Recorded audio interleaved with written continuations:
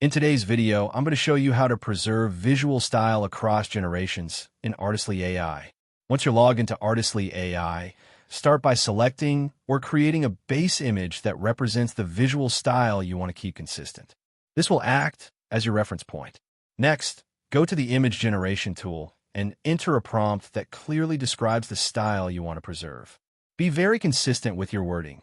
Include details like lighting, color palette, mood, and rendering style. For example, you might repeat terms like cinematic lighting, soft shadows, or minimal modern aesthetic in every prompt. If Artistly AI has a style reference or image reference feature, upload your base image so the AI can match its look across new generations. This helps maintain consistency in composition and tone.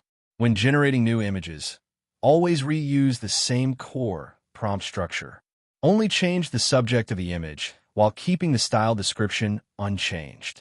After generating results, compare them to your original style and make small prompt adjustments if needed until the outputs stay visually aligned. Once you're satisfied, save your prompt as a template so you can quickly reuse it for future designs without losing consistency. Thank you for watching this video. Please feel free to use the affiliate link in the description.